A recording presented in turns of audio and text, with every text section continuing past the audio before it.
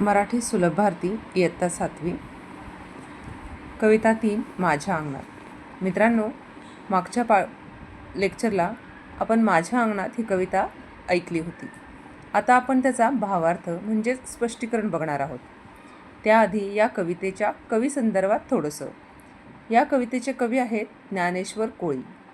जगणे माझे, आयुष्याच्या वाटेवर, घन दाटलेले, छावणीच्या कविता, आकाश पेलताना हे त्यांचे काव्यसंग्रह प्रसिद्ध आहेत.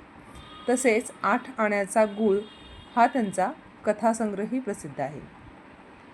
शेतकरी शेतात रात्रंदिवस काम करतो. जेव्हा त्याच्या शेतात खूप धान्य पिकते तेव्हा त्याला खूप आनंद होतो. या कवितेमधून शेतकऱ्याच्या मनातील विविध भावनांचे दर्शन कवीने केलेले आहे.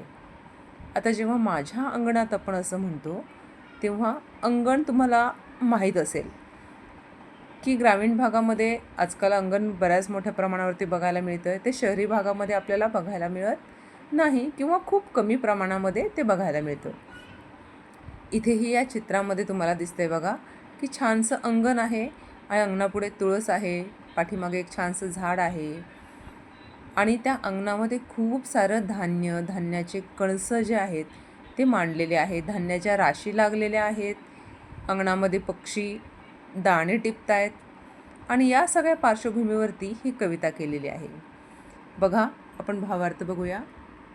गहू शाळवाचं मोती काळ्या रानात सांडलं आणि माझ्या अंगणात लखत चांदणं पडलं.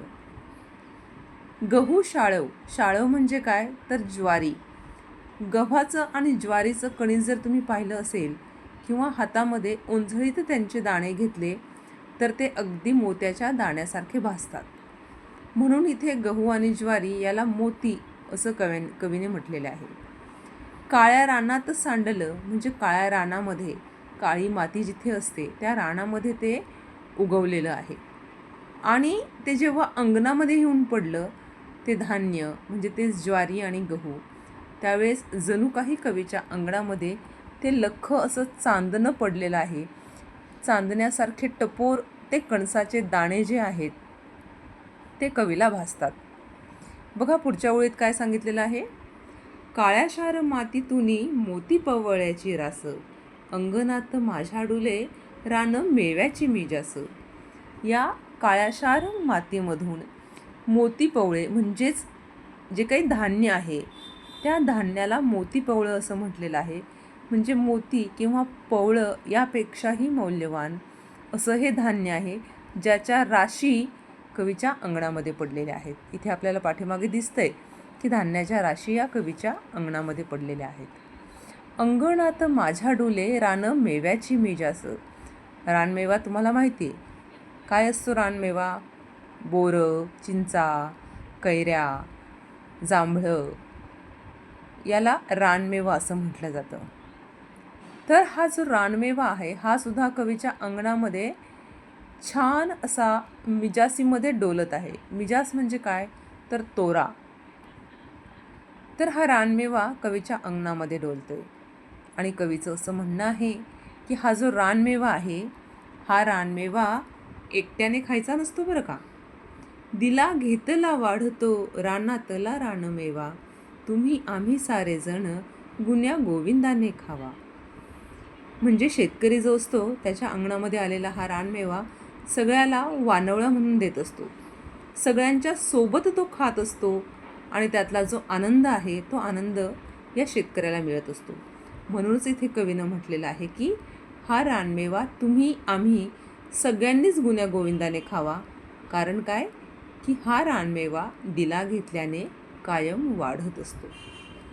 जीव दमतो शिणतो घास भरवते माय, घरामंदी घरट्यात जशी दुधातली साय.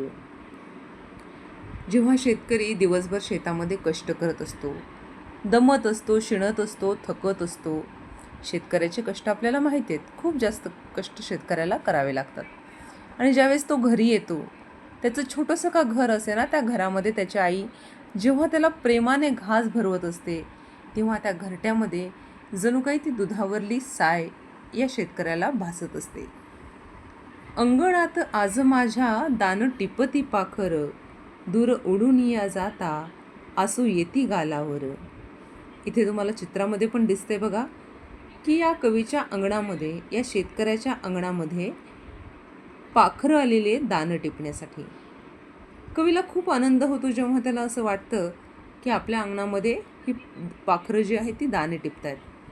समाधानाने जेव्हा त्यांचं पोट भरतं आणि ते उडून जातात, तेव्हा मात्र या शेतकऱ्याच्या डोळ्यामध्ये पाणी येतं. दूर उडून या जाता आसू येती गालावर. अशा पद्धतीनं ही कविता म्हणजे शेतकऱ्याच्या भावभावनांचे दर्शन, त्याच्या मनामध्ये असलेले त्याच्या अंगणाबद्दल, त्याच्या शेतीबद्दल आणि धान्याबद्दलचं जे काही भाव आहेत ते या कवितेमधून कवीने मांडण्याचा प्रयत्न केलेला आहे. मित्रांनो, तुम्हाला या कवितेचा भावार्थ कळला असेलच. आता याच्या प्रश्न उत्तरांसाठी आपण पुढचा व्हिडिओ बघूया. धन्यवाद.